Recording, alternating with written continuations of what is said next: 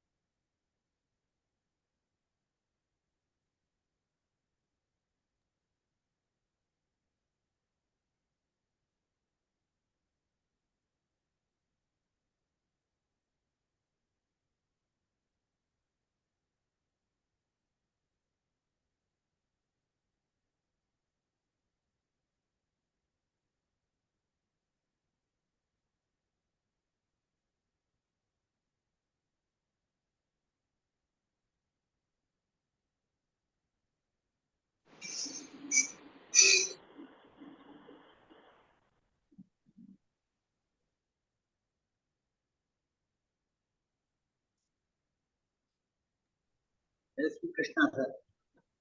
जय श्री कृष्ण।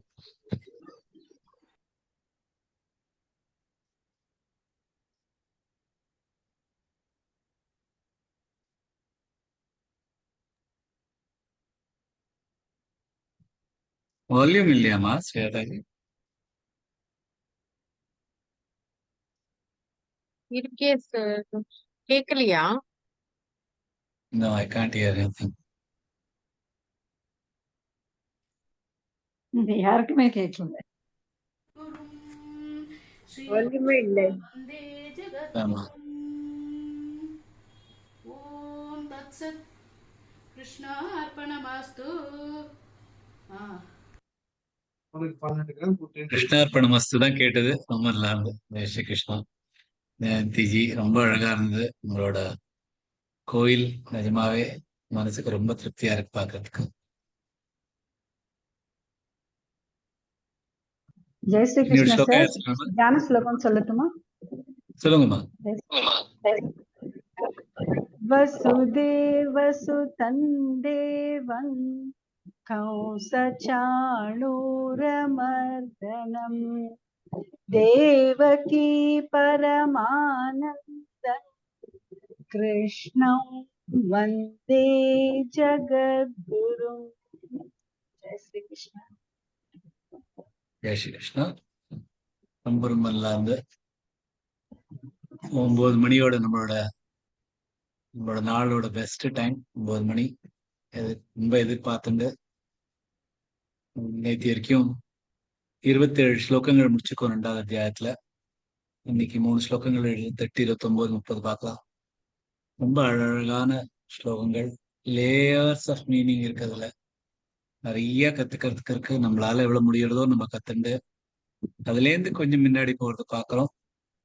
இன்னைக்கு 19ல இருந்து 27 ஸ்லோகங்கள் ரிவைஸ் பண்ணிட்டு பாக்கி ஸ்லோகங்கள் இன்னையோட 3 ஸ்லோகங்களும் பார்க்கலாம்.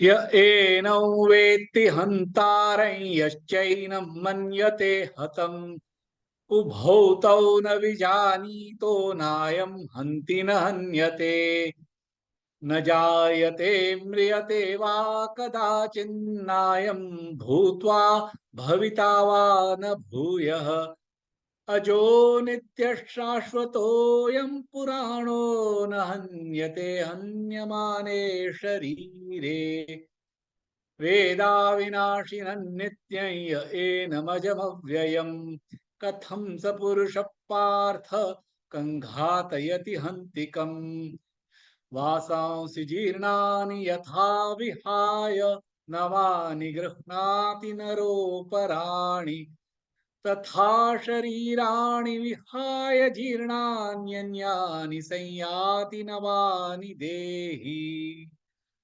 नैनं छिन्दन्ति शस्त्राणि नैनं दहति पावकः न चैनं क्लेदयन्त्यापो न शोषयति मारुतः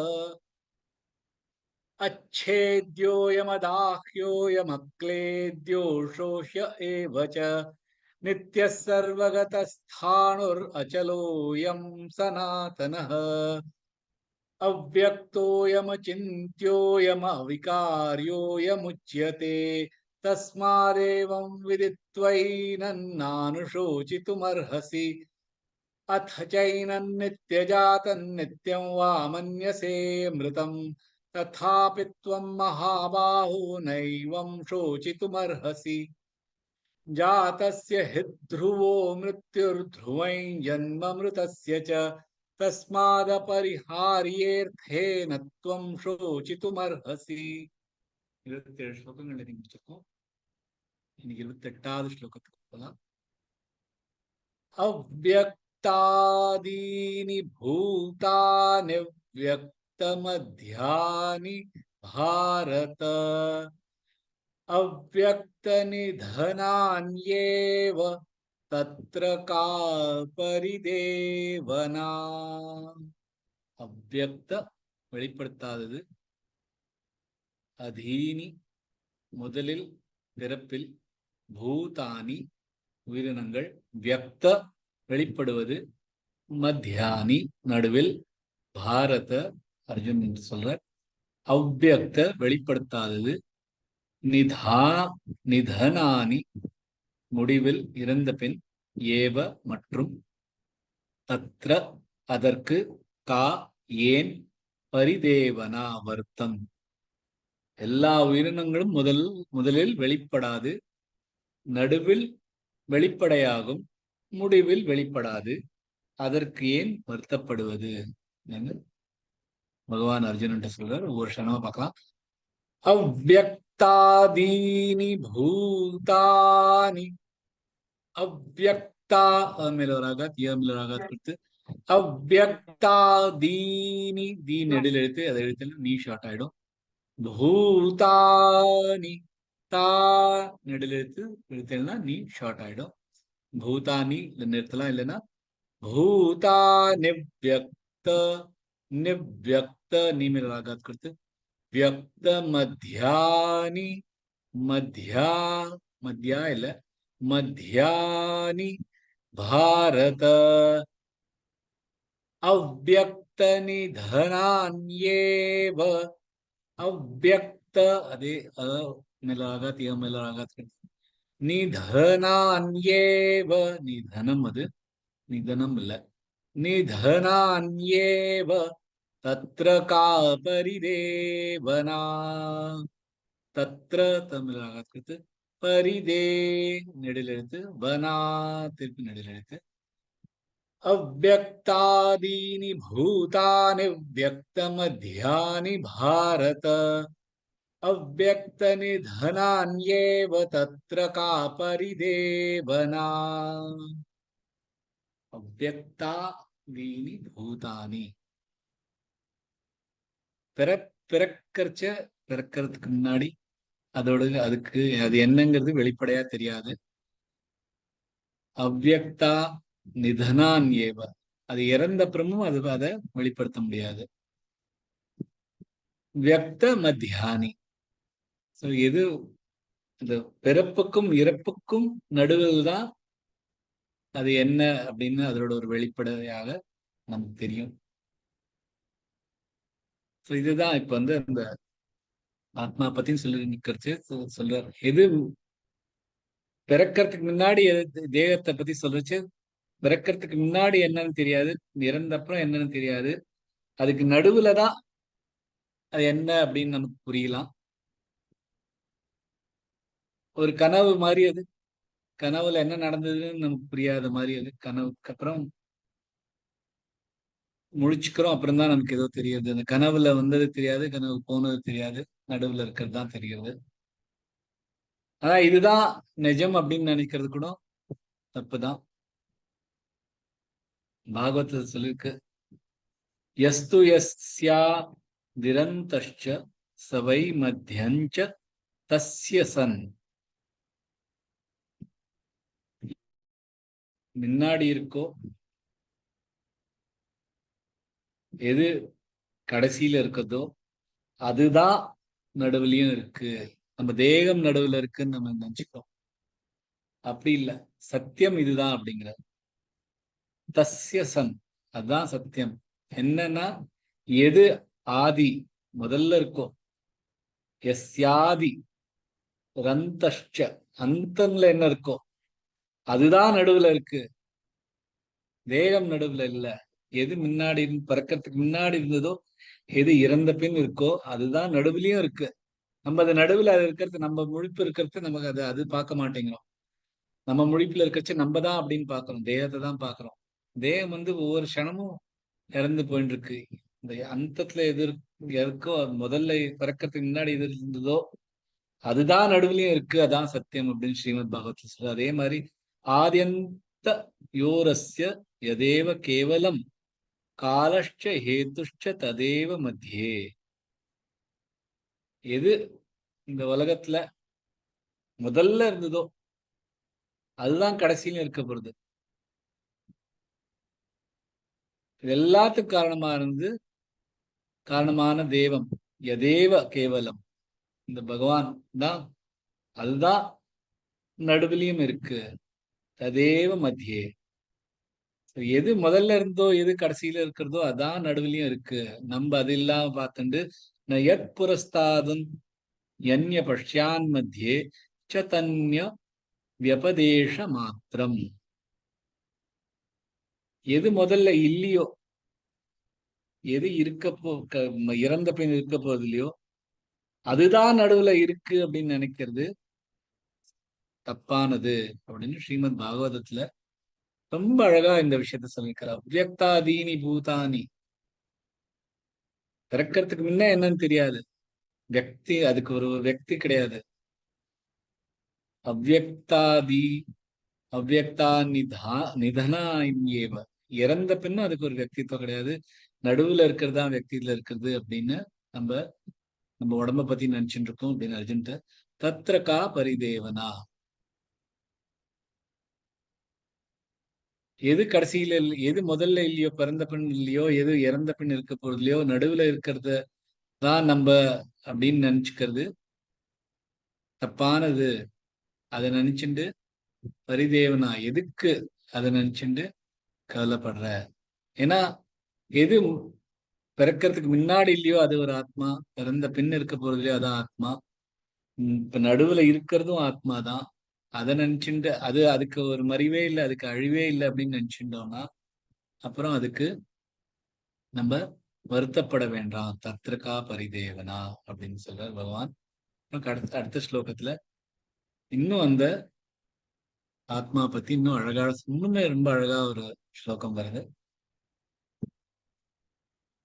ஆச்சரியவத் பஷ்யதி கஷ்சிதேனம் ஆச்சரியவத் வததி ததைவ சான்யஹ ஆச்சரியவச்சைனமன்யः ஷృణோதி ஸ்ருத்வாப்யேனம் வேத ந சைவ கஷ்சித்.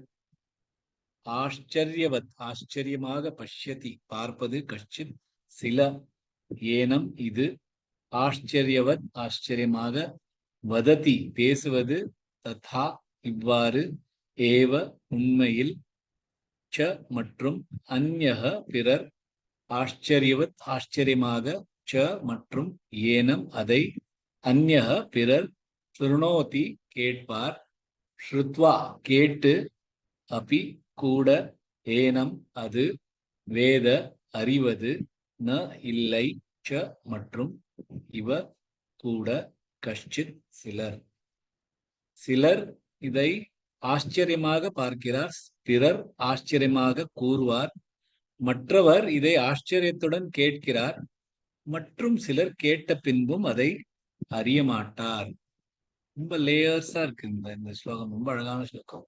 ஓஷனா பார்க்கலாம். ஆச்சரியவத் பஷ்யதி கஷ்சிதேனம். ஆச்சரிய ஆமிலராகத் करते चर्य च का रफा वत पश्य व मिलरागत प मिलरागत करते यति कश्चिदेनम कश्चि क मिलरागत करते தேனம் அங்க நிறுத்திக்கலாம், இல்லைன்னா இம்மண்ட் ஆ வருதுனால தேனம் ஆச்சரியவத் மாச்சரிய மாஷ்சரியன்னு சேர்ந்து சொல்லலாம். வத்வததி வத்வ மேல ராகத் கொடுத்து வத்வததி ததைவ சான்யஹ சான்யஹ சா மேல ராகத் கொடுத்து சான்யஹ ஆச்சரிய ஆச்சரிய ஆ மேல ராகத் கொடுத்து சர்ய ரஃபார் கொடுத்து வச்சைன வச்சைன வச்சைன இல்ல வச்சைன மன்யஸ்ருணோதி மன்யஸ்ருணோ ஸ்ருணோ ஸ்ருணோ இல்ல ஸ்ருணோதி நோ நெடுல எழுத்தும் நோத்து ஸ்ருத்வா ஸ்ருத்வா ஸ்ரு வருது இல்ல ஷோடு ஜாயிண்டார்ல தீமில ராகாத் கொடுத்து ஸ்ருணோத்து ஸ்ருத்வா பேனம் ஸ்ருத்வா துவா வருதுன்னா ஸ்ரு மேல ராகாத் கொடுத்து எல்லாமே சேர்த்து சேர்த்து சொல்லணும். ஸ்ருத்வா பேனம் வேதன சைவ கஷ்டித் வேதன வே நெடுல எடுத்ததன சைவ இப்படி சைவ சை அழுத்தி சொல்லணும். கஷ்டித் ஒரு ஸ்லோகம். ஆச்சரியவத் பஷ்யதி கஷ்டிதேனமாச்சரியவத் வததி ததைவ சான்யஹ ஆச்சரியவச்சைனமன்யஸ்ருணோதி ஸ்ருத்வாப்யேனம் வேதன சைவ கஷ்டித். ஆச்சரியவத் பஷ்யதி கஷ்டிதேனம் எதை பத்தி சொல்றாங்க? தன்னை பத்தி, செல்ஃப், நான் யாரு, தான் ஒரு நம்மளோட ஒரு கான்சியஸ்னஸ் இருக்கு. அது என்ன? செல்ஃப் ரியலைசேஷன் சொல்றா. தன்னை தானே தான் யார் என்று நமக்கு புரிஞ்சதுன்னா அப்புறம் நமக்கு வேற ஒண்ணுமே புரியறதுக்கு இல்லை. ஏன்னா பகவானே சொல்ற, நீ யாரு அப்படின்னா ஒரு உன்னோட ஜீவாத்மா. ஜீவாத்மா என்னன்னா பரமாத்மாவோட ஒரு ஒரு துளி. அப்ப நீ யாரு அப்படின்னு நினைச்சாலே நீ உனக்கு யாரு பரமாத்மான்னு தெரிஞ்சிடும். பரமாத்மா கிட்ட அடைஞ்சிருவாங்க. சோ இந்த இது பகவான நமக்கு மோட்சம் கிடைக்கணும், பகவான் கிட்ட போகணும் அப்படிங்கிறதுனா நம்மளே புரிஞ்சுக்கணும் முதல்ல. ஏன்னா இந்த நமக்குள்ள இருக்கிற இந்த ஆத்மா பகவானோட ஒரு சின்ன ஒரு துளி. அந்த துளியை நமக்கு புரிஞ்சாலே நமக்கு பகவானை புரிஞ்ச மாதிரி. எப்படி பகவான் தெய்வீகமோ அதே மாதிரி நமக்குள்ள இருக்கிற இந்த ஆத்மாவும் தெய்வீகமானது. ஏன்னா பகவானோடது, பகவானோட ஒரு அம்சம் அது.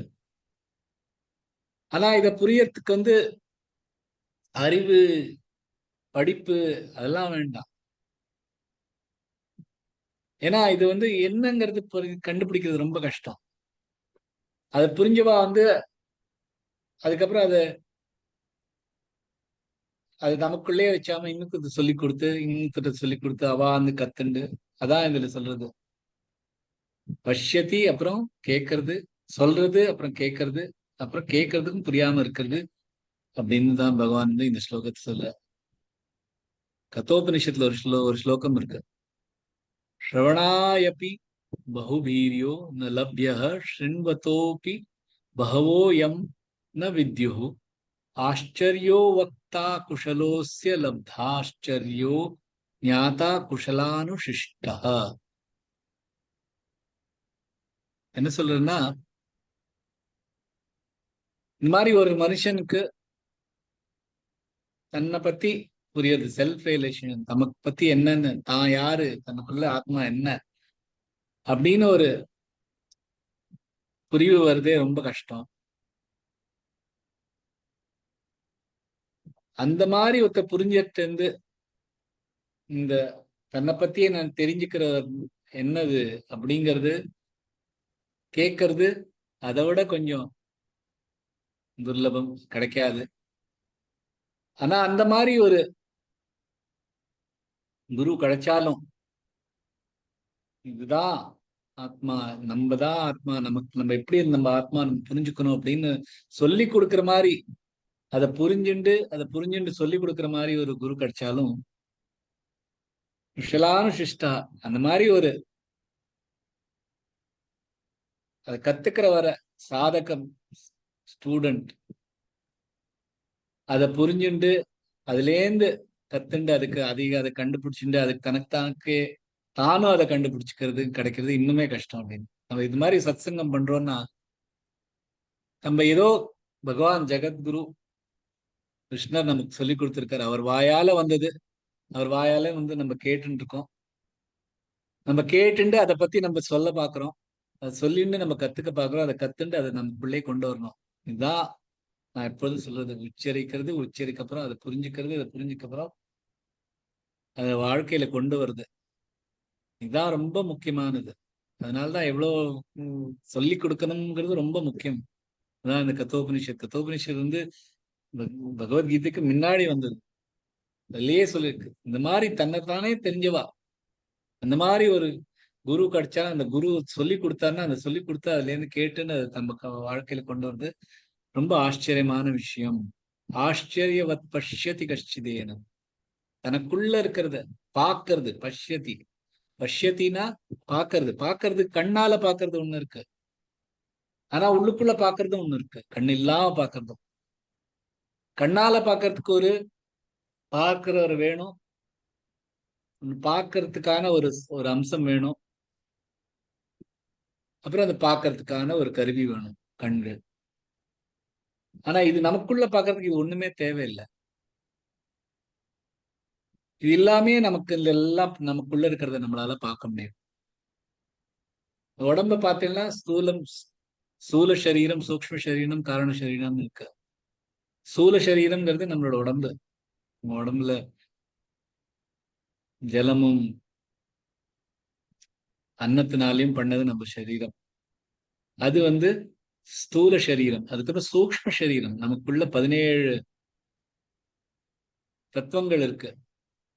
5 ஞானேந்திரியங்கள் இருக்கு, 5 கர்மேந்திரியங்கள் இருக்கு, 5 பிராணங்கள் இருக்கு.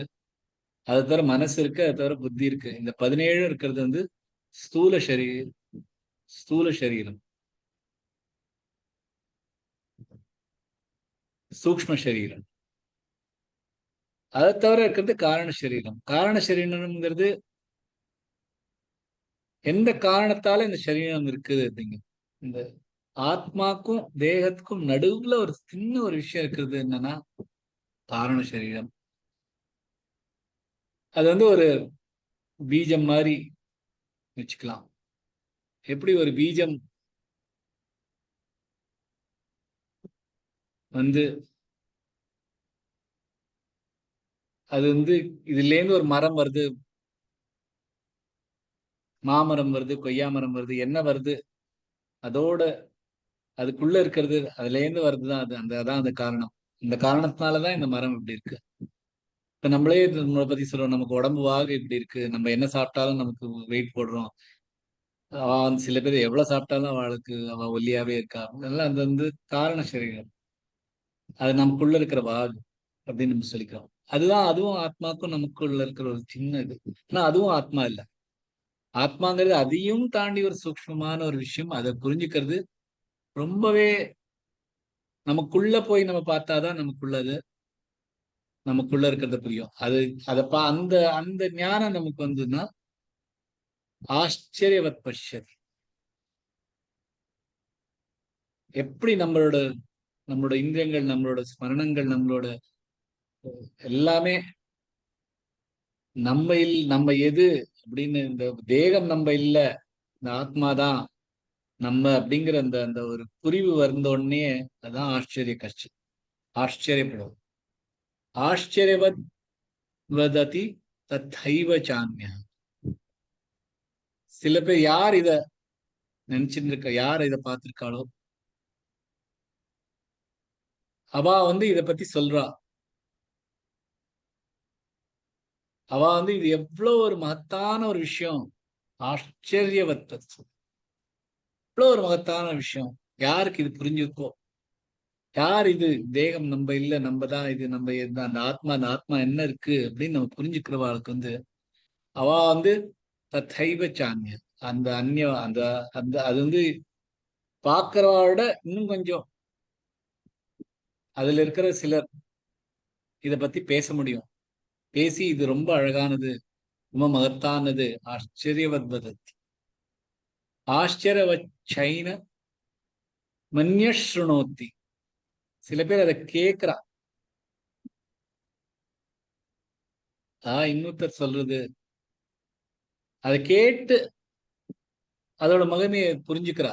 கேட்கறது மட்டும் இல்ல, அதை கேட்டு அது எவ்வளவு ஒரு மகத்தான விஷயம், ஆச்சரியமா பண்ணுது. அது வந்து ஸ்ருணோதி. யார் வந்து இதுல அந்நிய அந்நிய அப்படிங்கிறா, அதாவது அதை புரிஞ்சுக்கிறவா பாக்குறவா ஒருத்தர், அதை தவிர பிறர் வந்து அதை பத்தி சொல்றவா இருக்கா, அதை தவிர பிறர் வந்து அதை கேட்கிறவா இருக்கா. ஆனா அதையும் தவறி ஸ்ருத்வாப்பியேனம் வேதன செய்வ கஷ்டத், அதை கேட்டு கூட அதை புரியாம, அதை வந்து புரிஞ்சுக்காம, அதை உணராம இருக்கிறவாளும் இருக்கா. ஏன்னா வெறும் கேட்கறது மட்டும் விஷயம் இல்லை, அதுல வந்து நமக்கு ஒரு நம்பிக்கை இருக்கணும். இதை கேட்டு அதுக்குள்ள நம்பிக்கை வச்சுண்டு அதுக்குள்ள, அதனால நமக்கு வந்து கேட்டாதான் அதை புரிஞ்சு அதோட ஆச்சரியம் நமக்கு தெரியும். இல்லைன்னா எவ்வளவோ பகவான் பகவான் அவதாரம் வந்திருக்கா, எவ்வளவோ ஞானிகள் சாதுக்கள் எவ்வளோ பேர் வந்திருக்கா, ஆச்சாரியர்கள் வந்திருக்கா, எவ்வளவோ சொல்லியிருக்கா. இருந்தாலும் எவ்வளவு பேருக்கு இது புரியறது இல்ல. எல்லாரும் கேட்டுட்டு தான் இருக்கோம். அதை எவ்வளவு பேர் இதெல்லாம் கேட்டுட்டு தான் இருக்கா. வீட்டுல போய் கேட்கறா, வண்டியில போச்சு, ரேடியோல கேட்கறா, எல்லா இடத்தையும் கேட்டுட்டு தான் இருக்கா. இருந்தாலும் அவளுக்கு அது புரிஞ்சு அதோட அது எவ்வளவு ஒரு மகத்தான ஒரு விஷயம் நமக்கு புரியாம இருக்கிறது. ஏன்னா அதுல இருந்து நம்பிக்கை இல்லை.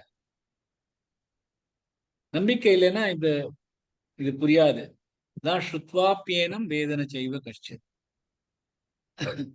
ஏன்னா அது புரியாம இருக்கிறதுல நமக்கு ஒரு நம்பிக்கை இல்லைன்னா அது நமக்கு வந்து அதோட மகத்துவம் நமக்கு தெரியாது.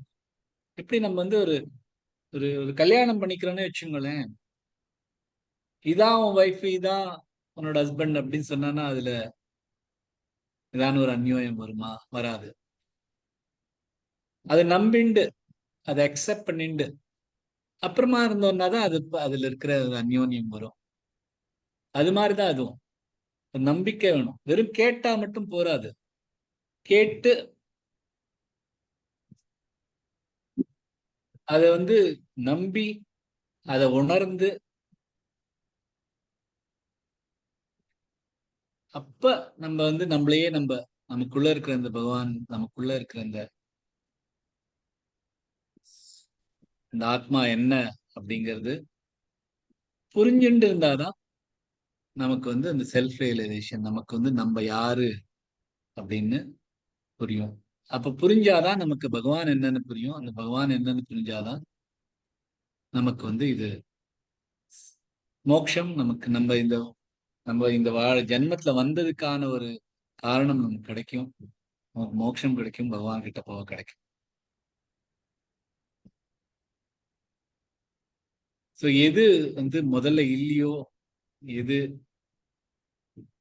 பிறக்கிறதுக்கு முன்னாடி தெரியலையோ, பிறக்கரிச்சு இப்ப இருக்கரிச்சு தெரியறதோ, இருந்த பின் தெரியாததோ, அது வந்து தேகம். எப்படி ஒரு ஒரு பட்டாசு மாதிரி வச்சுக்கணும், ஒரு புஸ்வானம் சொல்லுவாங்க மாதிரி ஒண்ணு வச்சுக்கணும். அதுக்குள்ள என்ன இருக்குன்னு நமக்கு தெரியாது, பறக்கிறதுக்கு முன்னாடி அது என்ன இருக்குன்னு தெரியாது. அதை கொளுத்தி விட்ட அப்புறம் தான் அது தெரியும் அது என்ன இருக்குன்னு. அதுக்கப்புறம் அது இறந்தப்புறம் தெரியாது. ஆனா நம்ம அந்த புஸ்வானம் தான் நிஜம், இந்த லைட்டை நிஜம் நினைச்சிட்டு இருந்தோம்னா நமக்கு வந்து அது செல்ஃப் ரியலைசேஷன் வராது. அது என்னது, நமக்குள்ள என்ன இருக்கு, அது வெளியில வருது. வெளியில வந்துட்டு அப்படியே தான் அதுவும் இருக்கு. அது இறந்த அப்புறமும் அது அப்படியே இருக்கு. பிறக்கறதுக்கு முன்னாடி இருந்தது, பிறந்த அப்புறமும் இருக்கு, அதுக்கப்புறமும் இல்லை அப்படின்னு நமக்கு அது புரிஞ்சிருந்தாதான் இந்த ஆச்சரியம். அந்த ஆச்சரியம் வந்து நம்ம நமக்கே பார்த்துக்கலாம், இன்னொருத்தருக்கு சொல்லி கொடுக்கலாம், இன்னொருத்தர்கிட்ட இருந்து கேட்கலாம். ஆனா அதை கேட்டுட்டா மட்டும் போதாது. பகவான் சொல்ற அதை கேட்டுட்டு நமக்குள்ள கொண்டு வந்தாதான் அதுக்கு ஒரு மகத்துவம் கிடைக்கும். அப்பதான் நமக்கும் அது புரியும் அப்படிங்கிறார்.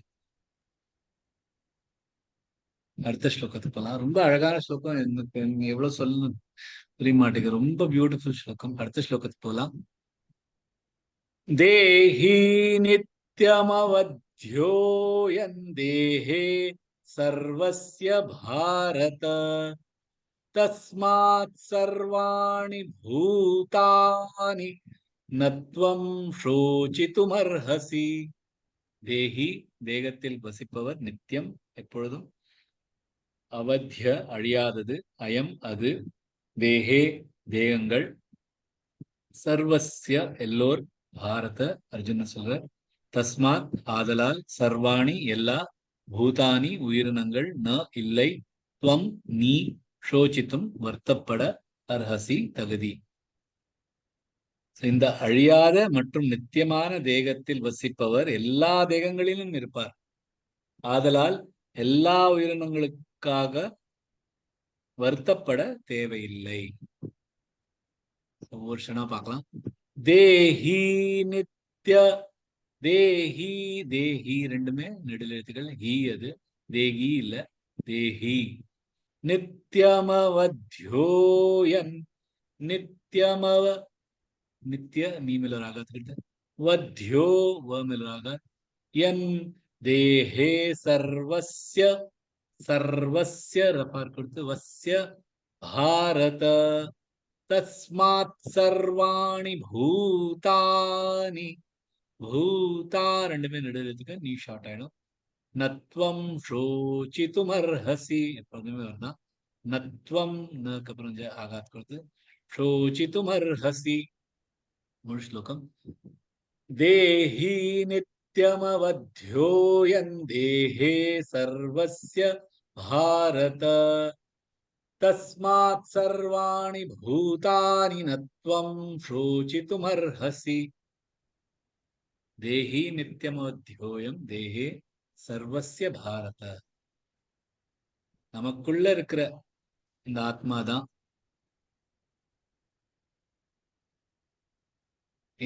அது அது நித்தியமா இருக்கிறது. அவத்திய, அவத்தியன அது வதம் பண்ண முடியாது, அதை வதமும் பண்ணக்கூடாது. அவத்திய. தஸ்மாத் சர்வாணி பூதானி நத்வம் ஷோசித்தும் அரசி. நமக்குள்ள இருக்கிற அந்த ஆத்மாதான் எல்லா தேகங்கள்லயும் இருக்கு. பூதானி எல்லா உயிரினங்கள்லயும் அந்த ஆத்மா தான் இருக்கு. ஏன்னா அந்த ஆத்மா பரமாத்மாவோட ரங்கம், அது எல்லார்ட்டையும் இருக்கு. அதனால யாரு எல்லாருக்குள்ளயும் அந்த இருக்கிற அந்த ஆத்மா மறியக்கூடியது இல்லை, நித்தியமானது, அவத்தியம், அதை கொல்லவும் முடியாது. சோ அதனால எந்த ஒரு தேகம் இருந்தாலும் நீ கவலைப்படுறதுக்கு தேவையில்லை அப்படிங்கிறார். சோ இந்த மாதிரி ஒரு பார்த்தீங்கன்னா 11வது ஸ்லோகத்துல இருந்து 30வது ஸ்லோகம் வரைக்கும் வந்திருக்கும்.